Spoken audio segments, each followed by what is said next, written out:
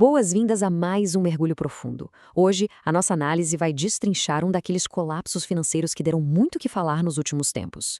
O material que serve de base para a nossa investigação de hoje vem direto do canal Investidor Sardinha e detalha o que está sendo chamado de o esquema Vorcaro. Então, preparem-se para uma verdadeira anatomia de um escândalo bancário gigantesco. E a grande pergunta que fica no ar é a seguinte: afinal, como é que um banco consegue pegar empresas completamente falidas e transformar isso num império de bilhões de reais?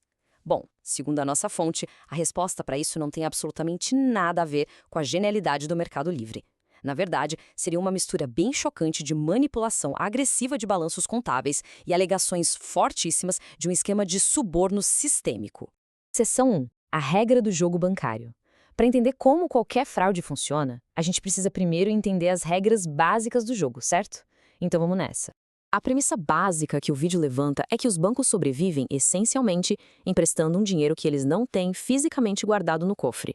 O sistema permite que um banco empreste até 10 vezes, isso mesmo, 10 vezes o valor que ele tem em caixa.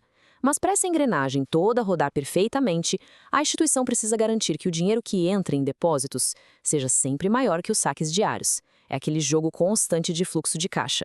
Só que para evitar que o sistema financeiro inteiro quebre da noite para o dia, existe uma trava de segurança. A fonte explica aqui o conceito do índice de Basileia. Pela legislação brasileira, um banco é obrigado a manter pelo menos 12% de todo o dinheiro que ele empresta na forma de ativos com altíssima liquidez, tipo títulos públicos. Basicamente, funciona como uma reserva de emergência mínima exigida por lei. Seção 2. O esquema de alavancagem. É exatamente a partir dessas regras que a história começa a ficar sombria. O material detalha como a figura central dessa narrativa, o Vorcaro, teria se aproveitado dessas brechas para construir o esquema. O canal aponta que o marco zero de tudo isso foi a compra de uma instituição que já estava ali, praticamente quebrando, o Banco Máxima. Logo depois da aquisição, eles mudaram o nome e a marca para Banco Master. Segundo a narrativa do vídeo, essa simples mudança de fachada foi o que transformou um banco cheio de problemas no motor perfeito para alavancar a fraude.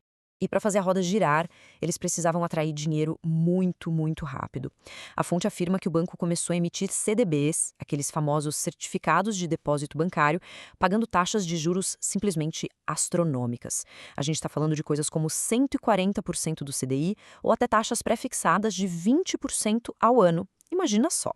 Essa promessa surreal de rendimento serviu como um verdadeiro imã para atrair liquidez. Agora, o que é realmente interessante nesse passo a passo é o ciclo mecânico perverso que se forma. Com o dinheiro captado, o banco criava fundos para comprar ações de empresas falidas por valores ridículos, tipo R$1. E aí, usando outro fundo deles mesmos, eles recompravam essas exatas ações por 10 ou até 100 vezes mais.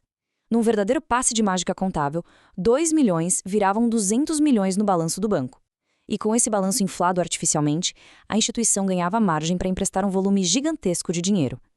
Era, na prática, a criação de capital fantasma. Mas aí vem a pergunta, o que fazer com esses ativos todos inflados? A fonte alega que o banco repassava essas empresas, agora supervalorizadas no papel, para gestores de bancos públicos. E isso tudo seria orquestrado através de jantares luxuosos e uma fortíssima pressão política, descarregando todo o risco direto nas costas do dinheiro público. Seção 3. Comprando silêncio público. O que nos leva à fase de acobertamento de todo esse processo. Afinal, o esconder fúrios matemáticos dessa proporção exige silenciar muita gente. E a discrepância que a fonte mostra aqui é um negócio um tanto quanto absurdo. De um lado, a gente tem funcionários e reguladores ganhando salários oficiais ali na faixa dos R$20 mil. Do outro lado, faturas chegando a mais de R$30 milhões. E não era pouca coisa, viagens exclusivas para Fernando de Noronha, compras em lojas de grife de luxo. Tudo isso supostamente bancado por cartões de crédito sem limite fornecidos pelo próprio banco aos fiscais. Se a gente comparar com os bilhões que o esquema gerava, o custo desse suborno todo era literalmente dinheiro de troco. É super importante a gente listar aqui de forma neutra o que o vídeo original denuncia. A rede de cumplicidade que eles descrevem é gigantesca. Vai desde o Banco Central e a CVM, passando por Polícia Federal, senadores, deputados e prefeitos. A lista do autor vai ainda mais longe, colocando igrejas, pastores, comediantes e até influenciadores digitais no meio da roda. Essa turma toda, supostamente, recebia milhares de reais por vídeo só para limpar e manter a boa imagem do banco na internet. O autor da nossa fonte resume toda essa estrutura com uma frase bem cínica e direta. A República Brasileira inteira está à venda por uns 2 bilhões de reais. Claro, vale sempre lembrar que a nossa análise aqui é totalmente imparcial e focada apenas em reportar o material de origem, sem tomar partidos. Mas essa citação captura perfeitamente o tom de indignação e a visão supercrítica do autor sobre o cenário institucional brasileiro. Seção 4. O risco FGC e a queda. Como todo castelo de cartas, uma hora o limite chega e a estrutura desaba. Vamos ver como isso ameaçou o mercado. O vídeo é bem cirúrgico ao explicar o papel do FGC, o Fundo Garantidor de Créditos. Ao contrário do que muita gente pensa por aí, o FGC não é um órgão do governo. Ele é uma entidade estritamente privada, financiada e mantida pelo dinheiro dos próprios bancos, para proteger quem tem conta lá, caso alguma instituição venha quebrar. Então, o ponto crucial aqui é este número, 30 bilhões de reais. A fonte relata que, quando a dívida originada nesse suposto esquema chegou nessa marca colossal, os outros donos de bancos privados perceberam o tamanho do perigo iminente. Afinal, se o banco do Vorkado realmente quebrasse, quem ia ter que pagar essa conta gigantesca através do FGC seriam eles mesmos, os grandes banqueiros privados. Com a pressão aumentando de todos os lados, a queda virou questão de tempo. A fonte narra que autoridades não corrompidas chegaram a encurralar o dono do banco e fizeram uma última oferta: vender a instituição inteira pelo valor simbólico de R$1, para que ele pudesse sair livre dessa história. Mas, movido pelo que o vídeo descreve como pura arrogância, ele teria recusado a oferta, apostando alto nas suas conexões com o alto escalão político. E bom, essa foi uma aposta que ruiu feio. Avaliando todo esse colapso, o criador do conteúdo deixa bem claro que o Vorkado não era nenhum gênio incompreendido do crime financeiro. Na verdade, a queda teria acontecido por causa de negligência severa e muita incompetência.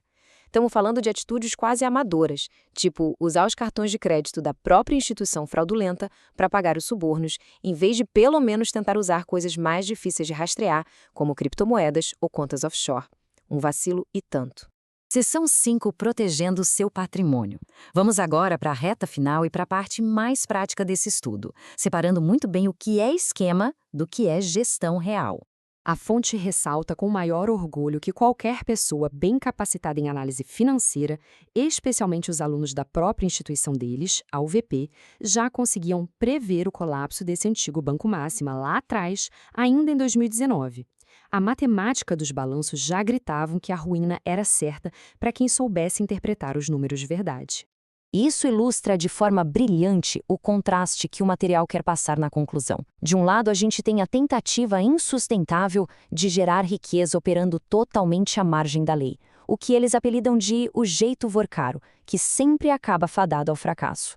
Do outro lado, existe a operação metódica, inteligente e estritamente dentro da lei, que é focada em estruturação sólida e na proteção verdadeira do patrimônio.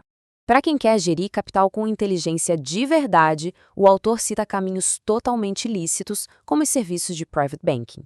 Isso inclui estratégias muito eficientes, como abrir contas offshore de forma legal, montar holdings para proteger imóveis e fazer uma otimização tributária limpa. Basicamente, são os mecanismos que as pessoas verdadeiramente ricas utilizam para prosperar sem jamais precisar recorrer a atalhos ilegais. E para fechar a nossa análise de hoje, a gente deixa no ar essa reflexão bem provocativa que a denúncia traz. Se uma fraude sistêmica gigantesca tem um custo de execução relativamente tão baixo usando a corrupção, qual é de fato o nível de segurança da base das instituições nas quais a gente confia as nossas riquezas? É um pensamento no mínimo intrigante, que reforça o quanto a educação financeira e um ceticismo saudável são absolutamente cruciais. A gente fica por aqui, até a nossa próxima exploração.